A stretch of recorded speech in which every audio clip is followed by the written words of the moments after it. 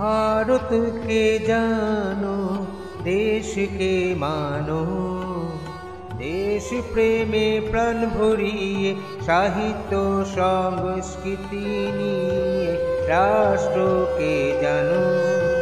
শ্রদ্ধার ভালোবাসায় অতীতকে সাথে করো, মায়ের সেবা উৎসব উল্লাসেতে মাতো।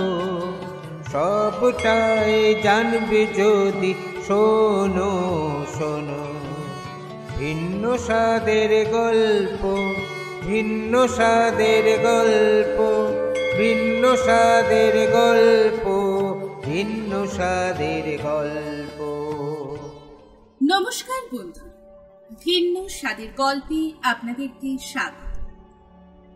আজকের মনীষীর জীবন কথায় আমরা যার সম্পর্কে জানব তিনি হলেন ইহুদি ধর্মের প্রবর্তক হযরত মুসা। হযরত মুসা ছিলেন হিব্রু ভাষীদের পয়গম্বর। তিনি মিশর থেকে প্রায় 40 বছরের চেষ্টায় শেষ পর্যন্ত প্যালেস্টাইনে তাদের নিজ বাসভূমিতে নিয়ে এসেছিলেন। মুসা জন্মগ্রহণ করেন মিশরের ইসরায়েলি বাবা মার ঘরে।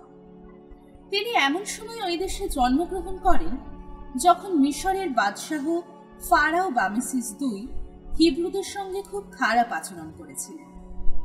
বাইবেলের পুরানো ধারা মোতাবেক বলা হয় মুসা নবী 120 বছর বেঁচেছিলেন, কিন্তু এই তথ্যের বিশ্বাসযোগ্যতা সম্বন্ধে অনেকেই এখনো প্রশ্ন তুলে থাকে। মিশরের ফারাওয়ের মেয়ে মুসাকে বালক বয়সে পালতে নেয়। এই সময় ফারাও প্রতিটি নবজাত ইসরায়েলি শিশুকে হত্যার নির্দেশ দিয়েছিলেন, কারণ এক ব্যক্তি ভবিষ্যৎবাণী করেছিলেন যে ইসরায়েলি এক শিশু মহাপুরুষ হবেন এবং একটি নতুন ধর্ম প্রচার করবেন।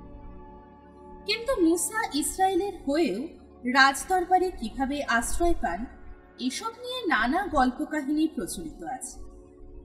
তবে সাধারণত ধারণা করা হয় মিশরীয়রা সেই সময় তাদের দাসভুক্ত লোকদের জিম্মি হিসাবে নিত এই কারণে যে তাদের মধ্যে মিশরীয় ধ্যান ধারণা এমনভাবে ঢুকিয়ে দেওয়া হতো যে পরে দেশে ফিরতে পারলেও তারা নতুন কোনো চিন্তাধারা গ্রহণ করত না এবং মিশরীয় দৃষ্টিভঙ্গিতেই সবকিছু দেখতেন। এই ধরনের একটা কারণ থাকতে পারে যার জন্য মিশরের রাজপরিবারে পর্যন্ত তিনি গৃহীত হয়েছিলেন। তবে মুসা নবী যৌবনে পদার্পণ করার কিছুদিন পরই পুরনো আবাস ছেড়ে চলে যান। যেহেতু একজন ইসরায়েলিকে একজন মিশরীয় যুবক প্রহার করায় তিনি মিশরীয়কে হত্যা করেন এবং এর জন্য আরব দেশে গিয়ে কয়েক বছর আত্মগোপন করে থাকেন। এছাড়া বাইবেলে বর্ণিত আছে যে তিনি মিডিয়ানে আশ্রয় নেওয়ার পর তখনকার যাজকের কন্যাকে বিয়ে করেন। কয়েক বছর স্বেচ্ছা নির্বাসনে ওখানে কাটানোর সময় তিনি মিডিয়ানদের স্বভাব চিন্তাধারা দ্বারা প্রভাবিত হয়ে পড়েন অতি সহজে, যার সহজ প্রক্রিয়ায় তিনি কতকগুলো আইন কানুন ও সংস্কার কর্মসূচি তৈরি করেন। এমনকি ঈশ্বরের নাম পর্যন্ত হিব্রু ভাষায় পরিবর্তন করে দেন। মিশরের ইসরায়েলিরা খুব কষ্টে দিন যাপন করছিল। মুসা তাদের বেশ ভালোভাবে সংগঠিত করেন। তিনি সম্রাট ফারাওয়ের কাছে তাদেরকে সেখান থেকে চলে যাবার অনুমতি দেবার জন্য বারবার আবেদন জানাতে থাকেন, কিন্তু ফারাও তার কথায় কর্ণপাত করছিলেন না। বাইবেলের পুরাতন নিয়ম অনুযায়ী জানা যায় হযরত মুসা তখন মিশরের 10 বার নানা দুর্যোগ ঘটান। এতে ফারাও ধারণা করেন মুসা তার উপর বিরূপ মনোভাব পোষণ করছেন এবং তার অভিশাপেই এইসব দুর্যোগ দুর্ভোগ নেমে এসেছে মিশরবাসীদের জীবনে। তাই তিনি প্রথমে ইসরায়েলিদের যাত্রা করার অনুমতি দেন। তারা যখন দেশ ছেড়ে চলে যেতে শুরু করেন তখন সম্রাট ফারাও তার মত পাল্টান এবং ওদের পিছু ধাওয়া করেন। হযরত মুসা দ্রুত সঙ্গী সাথী সহ নদী পার হয়ে গেলেন, কিন্তু পিছু ধাওয়াকারী ফারাওয়ের মিশরীয় সৈন্যরা জোয়ারের জলেতে ডুবে মারা যান।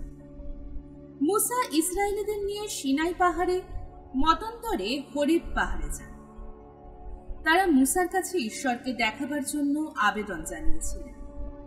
গল্পে কথিত আছে ওই সময় পাহাড়ের কাছে আকাশে কয়েকবার তীব্র আলোসহ বিজলি চমকায় এবং ভীষণ শব্দ করে বজ্রপাত হয়।